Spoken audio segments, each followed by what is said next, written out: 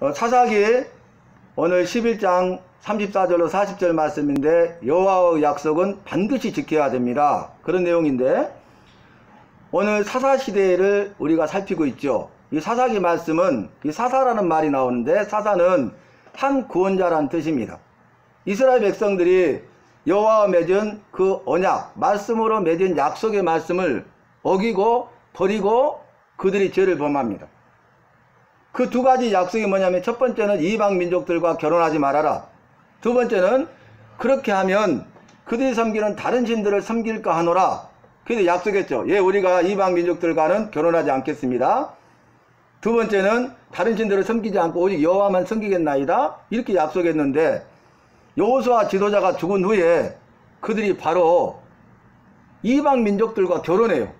그래서 그들의 여자들을 자기의 아내로 삼고 자기 딸들을 그들의 아들들에게 주어서 통혼합니다. 혼혈이 되고 잡족속이 돼요. 그러다 보니까 그들의 악영향을 받아서 여호와를 떠나고 다른 신들을 섬기는데 바알들과 아세라 신들을 섬기니라. 이게 성경의 증거고 역사적인 사실입니다. 그리고 그들이 죄를 범하면서 죄에 대해서 깨닫지도 못하고 회개치도 아니하고 계속적으로 악을 행하니까 여호와께서 이방 민족을 보내서 그들을 압제해요. 징계하죠. 죄에 대해서 깨닫고 회개하도록 하기 위해서 사랑의 매를 때립니다.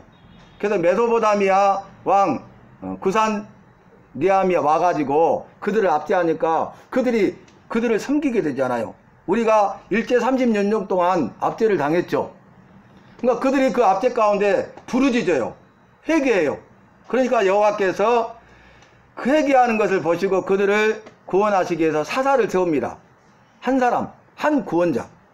사사를 통해서 이방 민족들을 몰아내고 사사가 살아있는 동안 그들이 태평성대를 누렸더라. 그런데 놀라운 것은 또 사사가 죽은 후에 또 통혼하고 우상을 섬기고 죄를 범해. 그러니까 또 미디안을 보내서 압제하고 그들이 미디안을 섬기다가 부르짖어 회개하며 한 사사를 세우죠. 그래서 첫 번째 사사가 온니엘이 나오죠. 두 번째 사사가 왼손잡이 에봇이 나와요. 그래서 수많은 사사들이 나오는데 여러분 이들이 약속의 말씀을 지켰다면 사사가 필요 없죠. 들어가기 전에 이 사사시대는 400년 동안 진행되는데 수많은 사사가 등장하는데 오늘 본문 말씀에는 입다가 한 구원자 사사로 쓰임을 받습니다. 그럼 이 사사시대의 반복 구조가 뭐냐면 범죄, 죄를 범해요. 회개해야 되잖아요. 회개치 않으니까 징계, 매를 때려요. 이방인들 압제를 당하니까 그들이 회개해요. 부르짖어. 그러니까 한 구원자 사사를 세워서 구원하십니다. 근데 사사가 죽은 후에 또 범죄해요. 징계하죠.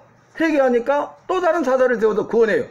사사시대의 반복이 뭐냐면은 범죄, 징계, 회개, 구원. 여러분 저와 여러분은 죄인이고 죄성이 있잖아요. 죄를 범하잖아요. 밥은 굶을 수 있어도 죄는 굶을 수 없다고 말씀드렸잖아요. 작심삼일이죠. 냄과 능력으로는 죄 문제를 해결할 수 없고 죽음의 문제를 해결할 수 없잖아요. 그런데 오늘 입다는 기생의 아들이었습니다. 기생의 아들. 여러분 이들이 두 가지 죄를 범했는데 첫 번째는 이방인들과 결혼했어요. 그리고 두 번째는 우상을 섬겼어요. 아주 악한 일을 행한 거죠. 어제 제가 엊그저께 전화를 받았는데 목사님 죄송해요. 우리 어머님이 병원에 계시는데 재활병원에 계시는데 계속 말씀 묵상하고 기도하는데 목사님이 생각나고 목사님 오셔서 기도해 주시면 우리 어머니가 좋아지실 것 같다는 마음이 드는데 6번이나 그런 마음이 들었는데 미안해서 전화를 못했다고. 너무너무 죄송한데 목사님 병원에 오셔서 기도해 주세요 그러더라고요. 그래서 이제 주님의 뜻이라 하고 알았습니다 하고 이제 엊그저께 저녁에 받아갖고 어제 낮에 이제 그분이 시간 된다고 해서 면회도 안 되는데 된다고 그래요. 그래서 우암병원이라고 우암재활병원이라고 처음 가봤는데 각하동에 있더라고요. 근데 갔더니 그 어머니를 휠체어로 모시고 면회가 안 되니까 병원 밖으로 나온 거예요. 우리 주차장에 있으니까. 보니까 뇌경색이 오셔가지고 구안하사 입이 틀어져 버렸어요. 근데 한 달 동안 그 병원에 지금 재활 치료를 받는데 더 심하고 안 낫는 거예요. 저는 이제 사혈침하고 이런 걸 항상 차에 갖고 다녀요. 그럼 기도를 안수 기도를 해줬어. 처음에 팔을 좀 상태가 어때요? 올릴 수 있어요? 그랬더니 아들이 옆에서 올리려가니까 힐트에 앉아있는데 조금 올리려니까 해버려요. 못 올려. 입이 틀어졌는데 말씀하시고 주기도만 하시면 주님이 이게 근육이 풀린다 그랬더니 그 자녀들도 그렇고 말씀을 아예 못 하신대. 그러시냐고. 근데 이제 안수기도를 했는데 그 안수기도 딱 끝나고 나니까 표정이 밝아져 이분이. 환자가. 그런데 목사님 침을 좀 놔주세요 그러는 거예요. 알았으면 만약에 침 안 갖고 왔으면 어쩔 뻔했어요. 그래서 이제 알았습니다. 구하나서는 제가 여러 사람을 고쳐봤잖아요. 한 달 안에 고쳐야 되고 늦어도 2달 안에 고치면 평생 갑니다 이게. 예? 입이 틀어진 건 중풍 때문에 그래요. 그래서 차에서 언능 주차장에서 갖고 와가지고 침을 다 놔드렸어요. 그거 이제 여기 족삼리가 중풍 예방이 이제 중풍 자리인데 침을 한 바퀴 머리부터 발까지 딱 놨는데 신기하게 왼쪽 있죠. 족삼 자리에서 피가 팍 나오는 거예요. 시커먼 피가. 신기하죠? 그리고 나서 이제 입이랑 다 여기 부분 해드리고 나서 내가 와서 침 놔줄 수 없으니까 마사지를 해라고 헬자리를 가르쳐가지고 그거 이제 병간호 주 보호자 딸 되는데 수원에 있는데 사모라고 하더라고요. 근데 이제 어머니가 아픈 게 할 수 없이 지금 한 달 동안 병간호하고 있는 거예요. 그래서 이제 하는 거 가르쳐주고 또 하는 거 직접 보고 이렇게 했는데 제가 손을 아들 보고 올려봐야겠어요. 그랬더니 엄마가 이제 치료받고 이 정도 올렸어요. 깜짝 놀랄 일이 생긴 거예요. 갖고 주기도만 따라해보니까 저요. 근데 오늘 아침에 카톡이 한 문자가 왔는데 어머니가 굉장히 어제 좋아졌다고. 할렐루야. 굉장히 좋아졌다고. 그러면서 이제 그 천안해상 뭐 이렇게 해가지고 아들들이랑 뭐 자녀들이 많더라고요. 왔는데 아주 염증이 많고 아프고 그런데 어저께 이제 그 사모님도 기도받고 싶다고 기도해주고 침 맞고 싶다고 침 놔드리고 이제 어제 그랬는데 그 앞에서 오늘 12시 반까지 오면 안 되겠냐고. 침 맞고 가고 싶다고. 그래서 아마 좀 이따 올 거예요. 자, 이 말씀을 드린 건 뭐냐면은 여러분 보세요. 그 집안에 우상의 뿌리가 깊었어요. 이야기를 들어보니까. 기도 제목 주세요. 그랬더니 완전히 우상 집안이에요. 무슨 말 이해되죠? 그러니까 저주 가운데 있는 거예요. 병마 질곡 가운데 있는 거예요. 우환이 끊이지 않는 거예요. 그 징계하고 있는 거잖아요. 깨달으라는 거잖아요. 죄에 대해 회개하면 결박을 끊어주시고 저주의 결박을 푸시고 복을 주시겠다는 약속의 말씀인데 그걸 깨닫지 못하는 거예요. 그래서 이것은 제가 그랬어요. 영적인 문제입니다. 기도해보니까 영적인 문제입니다. 저는 이제 아픈지도 모르고 왔다니까 뇌경색 이런 부분도. 그리고 아프셔서 여기 재활병에 있는 것은 영적인 부분이라고 기도하는데 입이 나오잖아요. 그랬더니 깜짝 놀래요. 그랬더니 우상숭배 집안이라고 탁 이렇게 써서 이야기를 해주시더라고요. 근데 그 결박을 풀면 저주가 끊어지고 약속의 말씀대로 복된 가정이 될 줄로 믿습니다. 여러분 그래요. 틀림없어. 우리가 여호와를 떠나서 여호와의 말씀을 어기는 것이 죄예요. 말씀대로 살지 않는 게 죄예요. 불순종이 죄예요. 우리가 여호와의 말씀에 따라서 살면은 약속하신 은혜와 복을 주십니다. 사랑의 주님, 아버지 주님을 믿으시기를 바랍니다. 오늘 입단은 기생이 낳은 아들이에요. 그러니까 적자들이 그 부모를 통해서 태어난 적자 아들들이 너는 우리 집에서 기업을 받을 수 없다 쫓아내버려요. 돕당에 가는데 거기 보니까 잡류들과 어울렸다네. 건달, 깡패들. 그러니까 입다가 체격이 좋고 힘이 세니까 입다를 따르는 추종자들이 있는 거죠. 돕당에 걸었는데 암몬족이 쳐들어 올라가니까 이 길앗 장로들이 가서 우리를 위해 싸워주세요. 우리의 통치자가 되어주세요. 그러니까 나를 쫓아내지 않았습니까? 약속할 수 있습니까? 내가 만약에 여호와께서 에돔 사람들 내 손을 붙여서 내가 그들을 쫓아내면 나를 정말로 이스라엘의 통치자로 세우겠습니까? 머리로 세우겠습니까? 그러니까 여호와께서 우리 사이의 증인이십니다. 그래서 입다가 모압 왕에게 먼저 싸우지 않고요. 외교 사자를 보내서 평화롭게 해결하려고 합니다. 근데 에돔 왕이 듣지 않아요. 오늘 말씀 보니까. 그래서 싸우는데 싸우기 전에 이렇게 말합니다.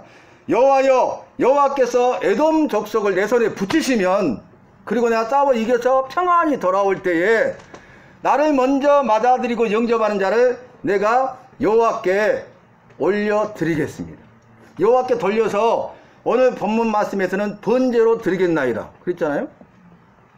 이게 소원입니다. 소원은 여호와에게 자기가 약속하는 거예요. 마음에 감동이 있어가지고 여호와여 내가 이렇게 하겠습니다. 스스로 약속하는 게 소원이에요. 소원을 냈는데 에돔을 싸워 이기고 전쟁터에서 기쁨으로 돌아오는데 가장 먼저 맞이한 사람이 무남 동료, 딸 하나밖에 없는데 딸이 맞이는 거예요. 그러니까 옷을 찢으면서 슬프다, 너는 나를 괴롭게 하는 자로다, 네가 어찌하여 나왔느냐. 왜 그렇습니까? 여러분, 서원은 마음에 감동이 주어질 때 내가 스스로 여호와께 내가 이렇게 하겠습니다 라고 자기가 약속한 것이 서원이에요. 근데 성경 말씀을 제가 요약해 드린 이 서원은요, 네 가지죠. 첫 번째, 서원은 여호와의 약속이다. 두 번째, 그러므로 반드시 지켜야 된다. 세 번째, 지키지 않으면 죄가 된다. 네 번째, 그러므로 함부로 소원하지 말아라. 제가 이 신구약성 전체를 네 가지로 딱 요약해 드리죠. 쉽죠? 그런데 함부로 소원한 거예요. 입다가 돕당에 있을 때에 이방의 땅이고 잡류들과 어울렸잖아요. 그리고 그 땅 사람들은요, 우상을 섬기는 사람이기 때문에 그렇게 자기 자신들, 몰록을 섬기는 자들은요, 몰록신에게 자기 자식을요 불로 태워서 드렸다니까요. 이런 악한 자들이에요. 그러니까 그런 악영향을 받아서 자기가 스스로 소원한 거죠. 그런데 여호와께 약속했어. 반드시 지켜야 돼. 그걸 안 하면 죄가 돼요. 그런데 함부로 소원해가지고 이걸 지키지 않으면 안 되게 됐잖아요. 여러분, 지금부터 잘 들어보세요. 오늘 말씀 보면은, 아버지와 나에게 2달만 멀미를 주셔서 내 동무들과 함께 올라가서 내가 애곡하고 내려와서 그때 이 일을 시행하십시오. 알았다. 2달 만에 자기 딸이 내려와요. 그래서 이제 드리는데 처녀로 죽음을 인해서 슬퍼했다는 거예요. 처녀로 죽음. 무남 동전에 남자를 가까이 안 했어요. 결혼하지 않았어요. 지금 처녀예요.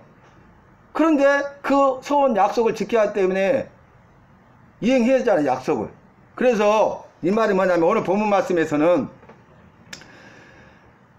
돌려서 번제로 드리겠나이다 약속했는데요, 이 말이 뭐냐면 올려드리겠나이다, 구별하여 드리겠나이다, 이 말이 원래 뜻이에요. 근데 우리 한글 성경에서는 번제로 드린다 했거든요.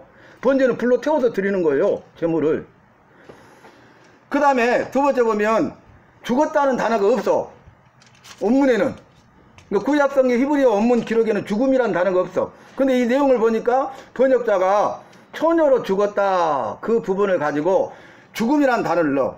그리고 애곡하였더라, 이 말은 원문은 찬송하여서 영광을 돌렸더라, 그 말이거든요. 근데 죽음을 강조하기 위해서 슬퍼 울었다, 애곡했다, 이렇게 한 거예요. 그러니까 이 부분을, 우리가 이 부분만 보면은 마치 불로 태워서 이방 신들에게 드린 것처럼 자기 딸을 이렇게 불로 태워서 드려서 처녀로 죽은 것처럼 느껴지잖아요. 아니에요. 왜냐하면 원문 말씀 보면 뭐냐면, 이것을 내가 소원할 때 돌려서 이것을 여호와께 구별하여 드리고 올려드리겠나이다, 그 말이. 그게 뭐냐면 나시린이에요. 나시린은 뭐냐면은 마음에 감동했을 때 내가 내 자식을 구별하여 여호와께 드리겠나이다. 그 유명한 사람이 사무엘이잖아요. 그래서 사무엘은 여호와를 섬기는 봉사하는 일을 일생 동안 하잖아요. 여호와의 전에서. 그 의미예요. 그거 죽었다는 말도 안 나와. 그거 애곡하였다는 말도 안 나오고 찬송하여 영광을 돌리더라, 그 말이. 자, 이 말은 뭐냐면 여호와께서 우리 인간을 만드시되 첫 번째 하신 일이 뭐냐면 복을 주셨어요. 여호와께서 아담과 하와에게 복을 주시되 생육하고 번성하여 땅에 충만하라. 복을 주셨는데 생육하고 번성하여 땅에 충만하는 복이 자녀를 낳는 다자녀. 그래서 이 말씀에 하면 저주가 뭐냐, 결혼하지 않고 처녀로 일생 살다 죽은 사람이 저주예요. 결혼했는데 무자, 자식이 없어서 죽은 사람은 저주받은 거예요. 이때 당시에는. 무슨 말 이해되시죠? 그래서 이제 소원을 냈는데 내가 여호와께 구별하여 드려서 나시린으로서 여호와의 성전에서 여호와를 섬기고 봉사하는 일을 하도록 드리겠나이다, 이렇게 소원을 냈는데 자기 딸은 나왔는데 무남 동료인 딸을 처녀인데 결혼도 못 시키고 평생 동안 처녀로 살다가 죽도록 여호와를 섬기도록 드려야 된다는 거예요. 무슨 말씀이 이해되시죠? 그래서 이를 인하여서 애곡하였다가 아니라 찬송하여 영광을 돌렸다, 그런 내용이 되겠습니다. 그래서 여러분, 번역이 상당히 중요하죠. 번역이. 왜냐하면 아프리카에는요, 자, 세상죄를 지고 가는 여호와의 어린 양을 보라, 어린 양으로 되어 있잖아요, 성경은 원문이. 아프리카는 양을 몰라. 양이 어떻게 생긴지를 몰라요. 어린 양이잖아요. 그러니까 그들에게 설명하기 위해서 성경 번역, 우리 선교사님들이 성경을 그들의 언어로 번역해 주는데 뭐라고 번역한지 아세요? 돼지는 알아, 돼지. 그러니까 세상죄를 지고 가는 어린 꽃돼지를 보라. 실제로 이렇게 번역해 줬어요. 그러면 그들이 이해를 하는 거예요. 아, 돼지는 아는데 어린 꽃돼지. 응?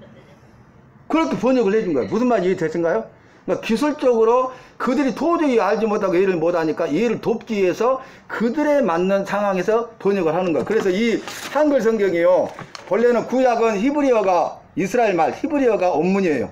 이게 독일어로 번역되고, 독일어로 번역된 것을 영어로 번역하고, 영어로 번역된 것을 중국 성경으로 번역하고, 중국 성경을 가지고 한글로 번역한 거예요. 무슨 말 이해되시죠?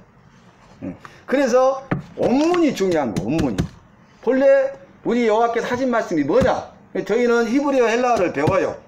그래서 구약은 히브리어로 기록되어 있고 신약은 헬라어로 기록이 되어 있어요. 그래서 저희들은 원문을 알기 때문에 정확한 말씀을 드리는 겁니다. 자, 오늘 말씀을 마무리해 보는데, 입다가 함부로 소원했어요.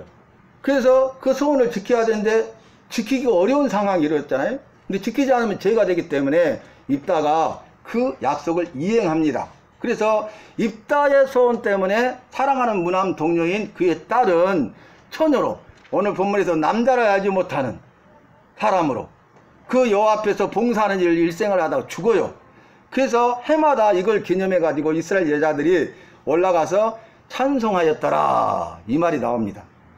여러분, 우리는 지금 사사시대의 사사기 말씀을 살피고 있는데, 우리가 바로 그런 시대에 살고 있고 우리가 바로 그런 사람이잖아요. 여호와께 죄를 보매. 근데 죄에 대해서 회개하면 되잖아요. 근데 회개치 않아. 끝까지 회개치 않아서 징계, 매를 맞아요. 그럼 그때 아이고 뜨거워라, 잘못했어요 하면 구원해 주시는 거예요. 그러면 믿는 사람이나 믿지 않는 사람이나 다 죄인이고 죄성이 있잖아요. 죄를 범하잖아요. 그러면 저와 여러분이 죄성이 있기 때문에 죄를 범한다고요. 그러면 매 맞기 전에 즉시 회개하시기 바랍니다. 회개하시면 돼요. 회개는 특권이요, 특권. 특권, VIP만이 누릴 수 있는 특별한 권리가 특권이잖아요. 예수 믿는 자들만이 누릴 수 있는 특권, 그게 뭐냐면 특별한 권리가 회개입니다. 그래서 예수 믿지 않는 사람은 죄를 범해도 회개치 않아요. 끝까지 회개치 않다가 매 맞아도 끝까지 회개치 않다가 죽어서 지옥 가요. 그죠? 근데 예수 믿는 사람은 뭐냐, 예수 믿는 나는 죄를 범하지만은 죄를 회개해. 근데 회개치 않다가 나중에 매를 맞으면 그때라도 회개해요. 그래서 회개라는 것이 중요합니다. 결론인데, 우리 주님이 뭐라 그랬어? 오셔서 구원자로 오셨는데 회개하라, 이 한마디 하셨어요. 이게 핵심이 회개하라. 천국이 가까웠기 때문이다. 회개하라는 이유가 그 다음에 나오지. 천국이 가까웠어. 너 천국 들어가고 싶어? 천국 들어가려면 회개해야 들어가는 거야. 회개하지 않고는 들어갈 수 없는 거야. 회개해야 네 죄 문제가 해결돼. 죄가 없는 사람은 천국 들어갈 수 있어. 그러니까 회개하라. 가는 곳마다 회개하라. 너는 죄인이다. 네가 죄를 지었다. 네 죄에서 회개해야 된다. 이것이 구약과 신약의 선지자들이 전한 핵심이에요. 여호와를 대신해서 당신은 당신의 죄에서 회개해야 돼요. 당신은 죄인입니다. 죄를 가지고는 구원받을 수 없고 천국 들어갈 수 없고 지옥 형벌 면할 수가 없습니다. 그러니 지금이라도 듣지 않았으니 지금이라도 죄에 대해서 회개하고 용서함 받고 구원받아서 지옥 형벌 면하고 천국의 영원한 생명과 복을 받을 수 있기를 바랍니다. 이런 메시지를 전하는 것입니다. 여러분, 주님께서 우리에게 하시는 메시지를 들으셔야 돼요. 오늘 예배를 통해서 주시는 메시지가 뭡니까? 사랑하는 아무개 성도야, 바로 나에게 주신 말씀이죠. 너는 죄를 짓지 마라. 두 번째, 죄를 지으면 회개하라. 세 번째, 그래도 회개치 않다가 매를 맞으면 그때가 마지막 기회다. 돌이켜서 회개하라. 그러니까 회개하라. 왜냐하면 죄를 범하고 죄가 있기 때문에, 죄인이기 때문에. 이 말씀을 기억하면서 회개하라. 천국에 가까웠느니라. 회개하여 세례를 받고 구원을 받아라. 이렇게 사도들이 전했던 핵심이 그거예요. 예수님처럼 회개하고 그 다음에 세례를 받아서 구원을 받아라. 이 회개, 세례, 구원, 이 의미가 중요하다. 회개는 뭐예요? 죄로부터 돌아서 다시 말씀으로 사는 거예요. 세례는 뭐예요? 나는 죽고 내 안에 예수님이 사는 거예요. 물속에 집어넣으면 죽잖아요. 계속 있으면 끄집어내잖아요. 죽었다가 살아나는 그 의미야, 세례. 그 다음에 마지막이 구원이 뭐냐면 죄와 사망의 문제가 해결되는 거죠. 그래서 그 형벌을 면하고 저와 여러분이 지옥 형벌 면하고 지옥 가는 것이 아니라 천국에서 영원한 생명과 복을 누리는 것입니다. 이러한 은혜와 복이 임하는 저와 여러분이 되시기를 예수 이름으로 축원합니다.